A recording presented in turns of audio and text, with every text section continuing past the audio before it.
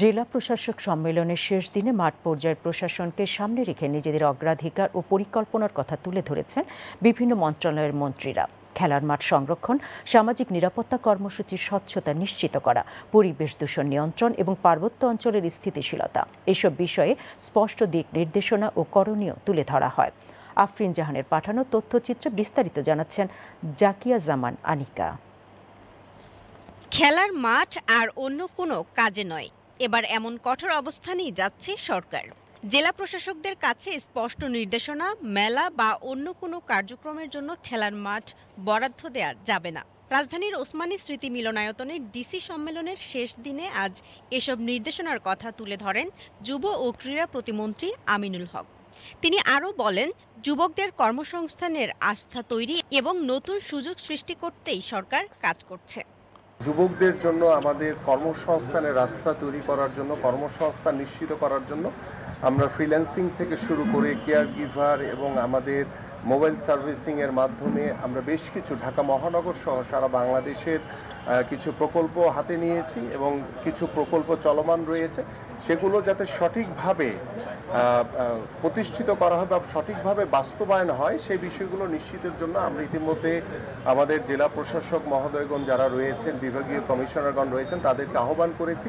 পাশাপাশি আমাদের খেলাধুলার বিষয় ইতিমধ্যে আপনারা অবগত রয়েছেন যে আমাদের মাননীয় প্রধানমন্ত্রী 2রা মে নতুন করে স্পোর্টস উদ্বোধন করেছেন সিলেট থেকে একযোগে সারা বাংলাদেশের প্রত্যেকটি জেলায়। আমাদের যে 8টি ইভেন্টের স্পোর্টস আমরা কার্যক্রম শুরু করেছি, প্রত্যেকটি ইভেন্টেই কিন্তু চমৎকারভাবে আমাদের সেই 12 থেকে 14 বছরের কিশোর কিশোরীরা খেলাধুলায় অত্যন্ত উৎসাহিত হয়ে উদ্দীপনার মধ্য দিয়ে তারা খেলাধুলা পরিচালিত হচ্ছে।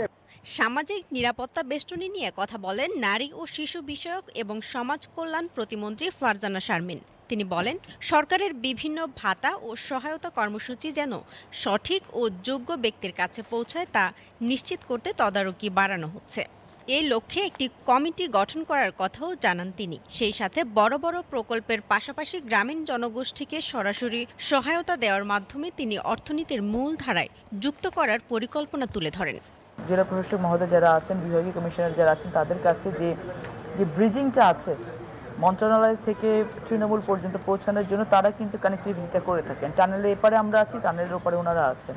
তো মাঝখানে যে কানেক্টিভিটিটা, এটা যেন অনেক বেশি অ্যাপ্রোপ্রিয়েট হয়।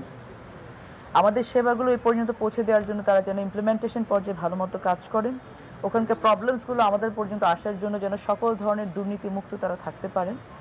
ওনাদের দায়িত্বশীলতা, ওনাদের অ্যাক্টিভিটি সবকিছুর উপর ডিপেন্ড করে যে আমাদের পরিকল্পনাগুলো কতখানি কার্যকর হচ্ছে। পরিবেশ সুরক্ষার বিষয়েও গুরুত্বারোপ করেন পরিবেশ, বন ও জলবায়ু পরিবর্তন বিষয়ক মন্ত্রী আব্দুল আউয়াল মিন্টু। তিনি বলেন, বায়ু দূষণ নিয়ন্ত্রণে কার্যকর পদক্ষেপ এবং বর্জ্য ব্যবস্থাপনায় নজরদারি বাড়াতে স্থানীয় প্রশাসনের ভূমিকা আরও জোরদার করতে হবে।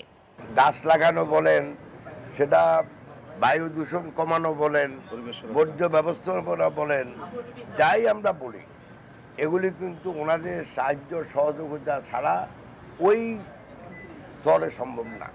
আমরাও বলছি যে ওনাদেরকে আমরা যে কার্যক্রমগুলো হাতে নেই, যেগুলি হাতে আসে, যেগুলি হাতে নেব, সেগুলির জন্য ওনারা আমাদেরকে সহযোগিতা করে পূর্ণ উদ্যমে, যাতে করে এগুলি ঠিকমতো বাস্তবায়ন হয়।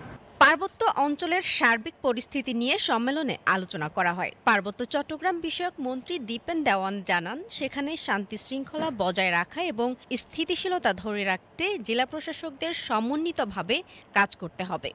ওনারা যদি সুন্দরভাবে হ্যান্ডেল করেন তাহলে কিন্তু পরিস্থিতি ভালো থাকার কেন্দ্রের প্রতিনিধি হিসাবে ডিসি সাহেবরা সর্বক্ষণ জেলার সমন্বয় সাধন করবেন, মোটামুটি তত্ত্বাবধান করবেন। সেটা আমরা নির্দেশ দিলাম, এটা তো আগেই ছিল।